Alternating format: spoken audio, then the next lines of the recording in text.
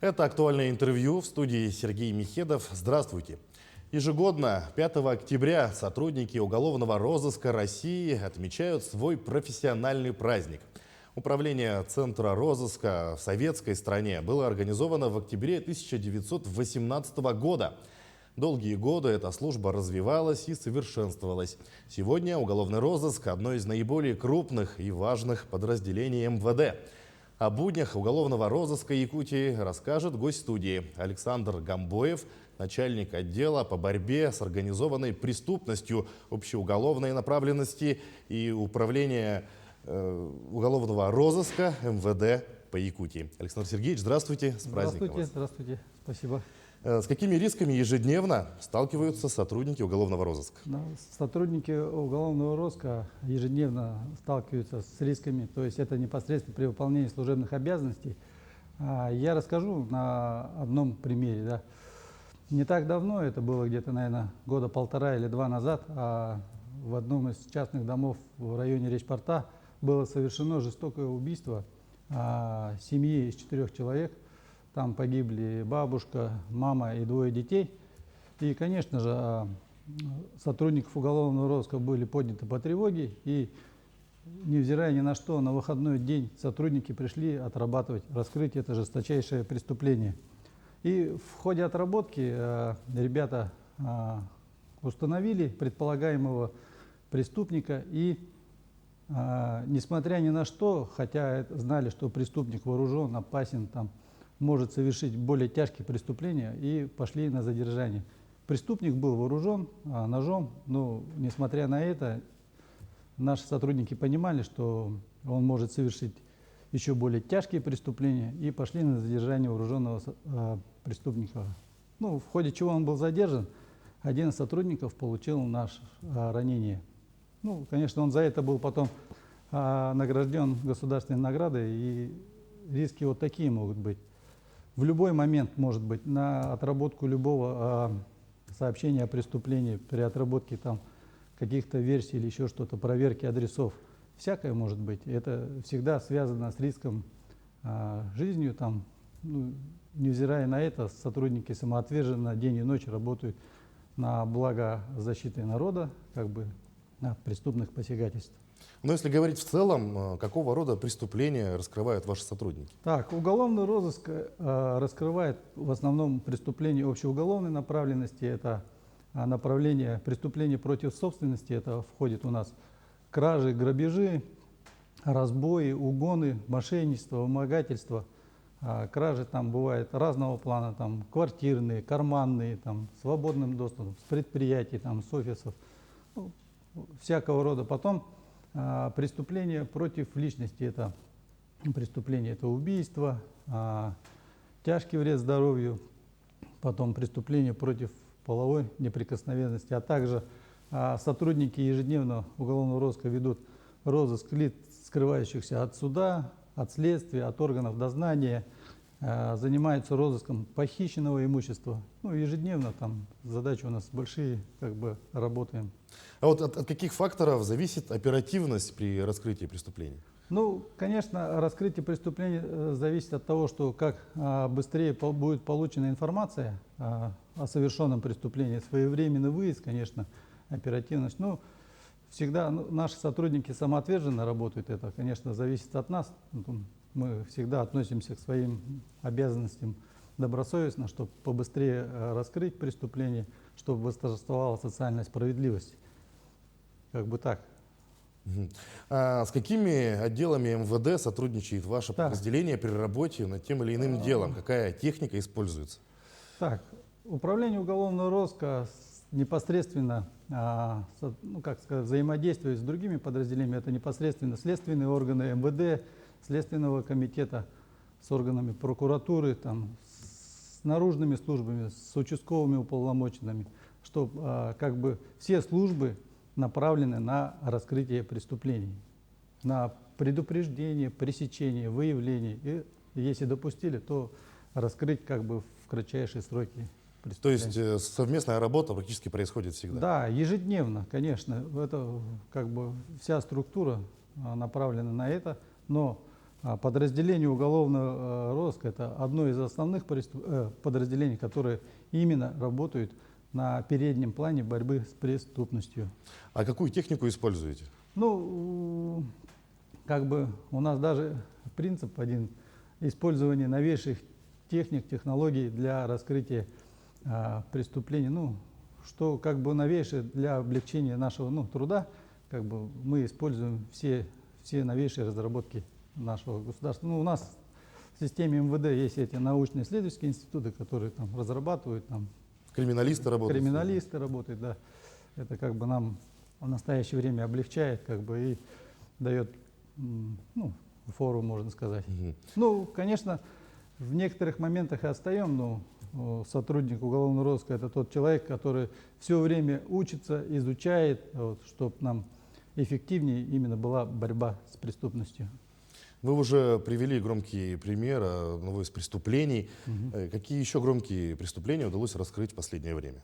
Ну, в последнее время как бы преступлений очень много раскрыто, громких таких, но в настоящее время как бы идет предварительное расследование, какие-то преступления идут в судебном разбирательстве, я как бы не могу это отвечать, но потом по итогам, когда будет вынесено законное решение судом, тогда, конечно, их можно осветить, а так на примере рассказать на своей памяти, которой я участвовал именно в раскрытии преступлений, расскажу. Вот в 2015 году на одной из артелей Усьмайского района, это поселок Звездочка, было совершено такое дерзкое преступление. Это хищение 40 килограмм золота. Это было осень, где-то октябрь месяц, 30 ноября, что если мне не изменяет память. Там было совершено именно кража, там взлом сейфа, там, и пропал охранник, как бы. И, соответственно, для раскрытия данного преступления была сформирована следственно-оперативная группа из числа сотрудников уголовного розыска, управления по борьбе с экономическими преступлениями, и была направлена.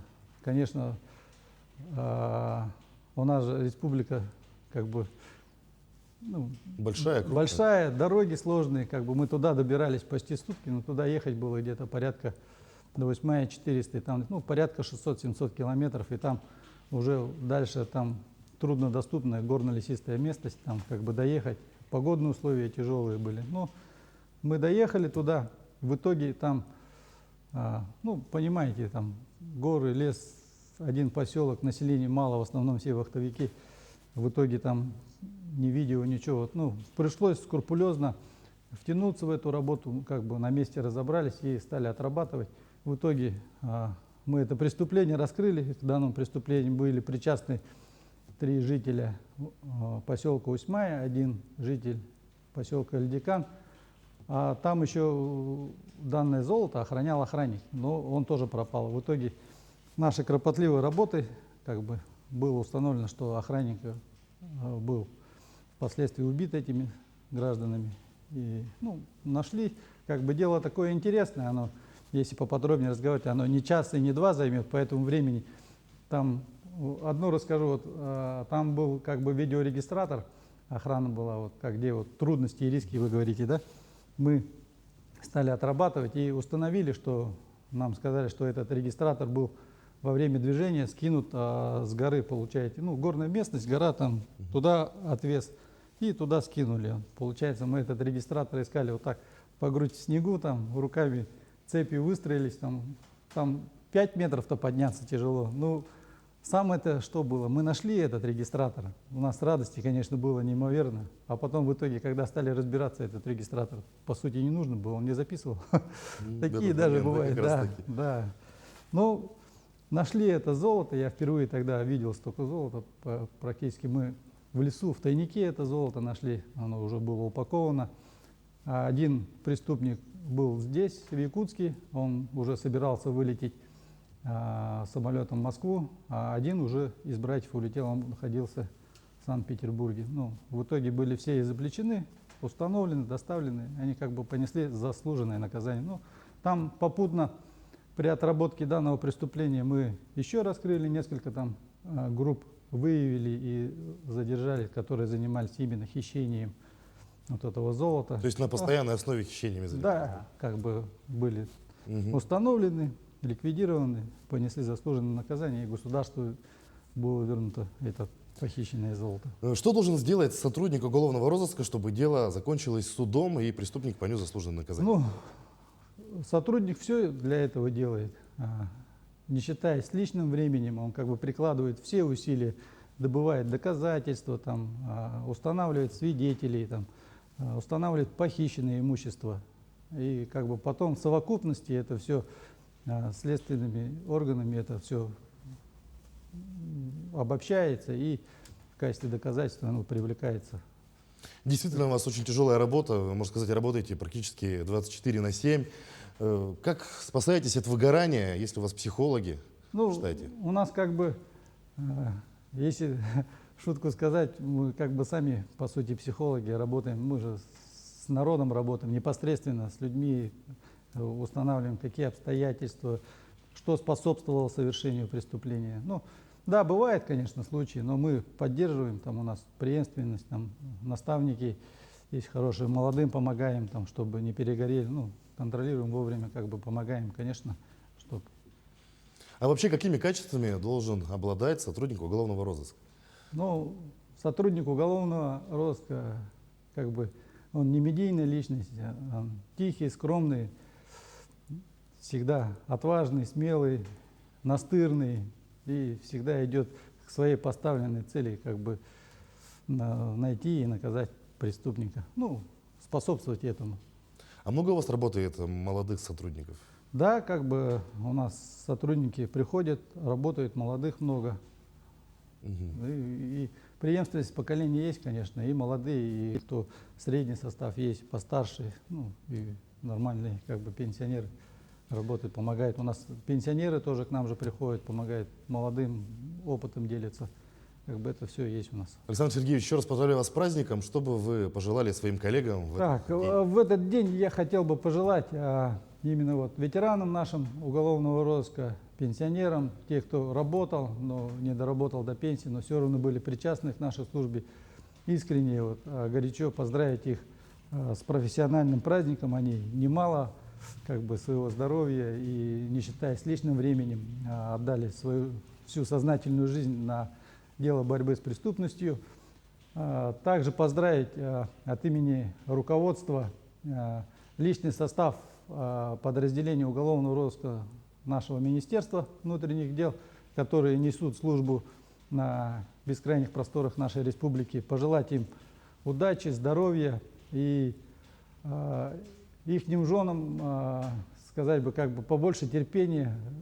Знайте, что ваши мужья всегда работают, как бы они любят вас, ну, не от того, что они не хотят дома находиться, а в силу своего долга, как бы они находятся на службе, ну, тем самым же мы несем как бы.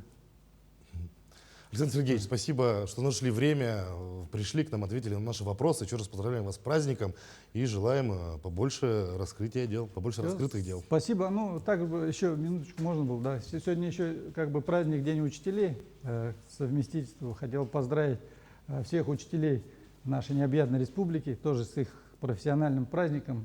Побольше вам, как бы вы несете доброту, там, учите наших детей и всего вам наилучшего и хорошего.